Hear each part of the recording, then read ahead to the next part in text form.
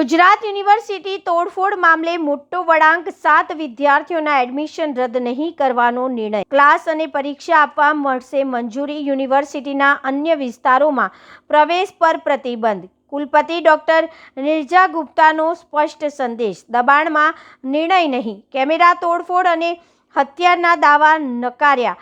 પુરાવા મળશે તો કડક કાર્યવાહીનો ઇશારો. પોસ્ટર નુકસાનના મામલે ફરિયાદ પાછી ખેંચવી મુશ્કેલ. કુલપતિનો સંદેશ. આવી ઘટના ગંભીર ગુનો ગણાશે. ભાવિક પટેલ, અમદાવાદ. હતી નહીં.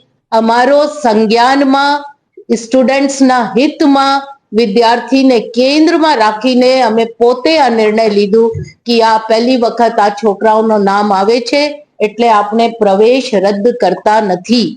માત્ર એમને બધી જગ્યા જવા માટે પ્રતિબંધ મૂકીએ છીએ. આઈ કાર્ડ બતાવીને એ માત્ર કક્ષા ભરે અને એક્ઝામ પૂરતું જ એમનો પ્રવેશ માન્ય રહેશે. બાકી કોઈ જગ્યા એને જવાની છૂટ મળશે નહીં.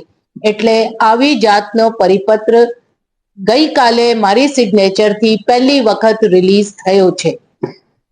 બીજી વસ્તુ આ કે જે એફઆઈઆર થઈ છે, હું માનું છું કે પોલીસ એનો તત્પરે એના ઉપર સંજ્ઞાન લેશે અને આ બહુ જ સિરિયસ બાબત છે. કારણ કે ગુજરાત યુનિવર્સિટી બહુ જાણીતી યુનિવર્સિટી છે.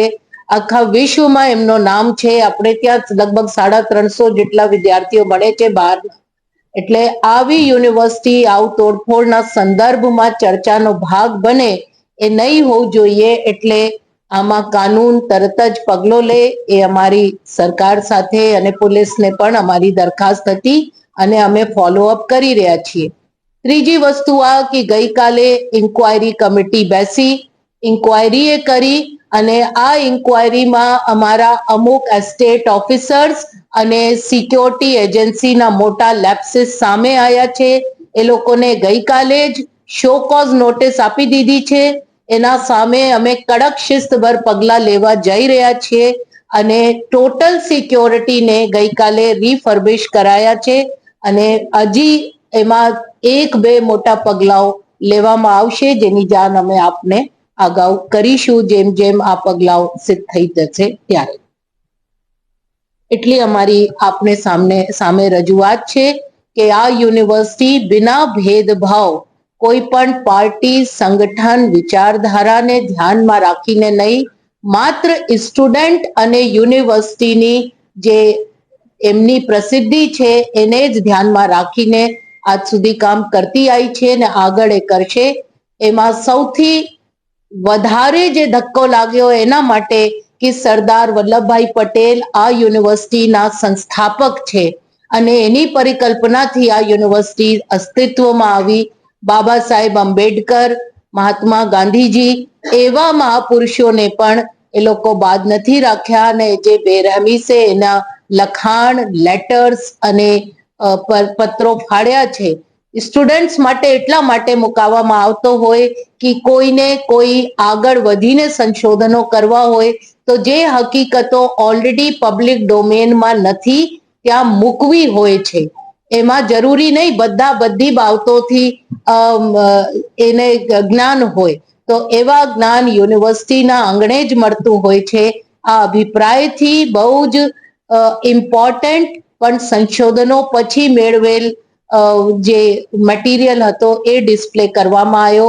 હું બહુ જ ખાતરીપૂર્વક કહી દઉં છું આ ડિસ્પ્લેડ મટીરિયલ કોઈ વિચારધારાને એ કરવા માટે હતું જ નહીં, એકેડમિક રિસર્ચ મટીરિયલ હતું. એટલો જ મારે કહેવું છે. આપના કોઈ પ્રશ્નો હોય તો મેડમ આપ કહી રહ્યા છો કે ભૂલથી લખાઈ ગયું હતું. જનરલી નહીં, હું નથી કહેતી ભૂલથી. હું ભૂલ નથી કહેતી. એ વખતે એફઆઈઆર કરાવવાની હતી. એફઆઈઆર માટે એક લેટર તરત જ અહીંયાથી સત્તાધીશ પાસેથી પોલીસમાં જાવ જોતું હતું અને જે તે વખતે ખાલી કુલ સચિવે કર્યો એવું નથી, અમે બે સતત ફોન ઉપર સંપર્કમાં હતા. એ વખતે જે માહિતીઓ મળતી હતી એ માહિતીઓમાં જે ચહેરાઓ સામે આવતા હતા તો લાગ્યો કે આને પૂર્ણતયા પ્રવેશ બંધ રાખવું જોઈએ એટલે પ્રવેશ રદ કરવામાં આવ્યો. પણ ગઈકાલે જ્યારે હજી ઇન્ક્વાયરી આગળ વધી ત્યારે જોયું કે જેના પ્રવેશ રદ થયા છે એ કદાચ પહેલી વખત આવું કૃત્યમાં પકડાયા એટલે આ ચેન્જ કરવામાં આવ્યું છે.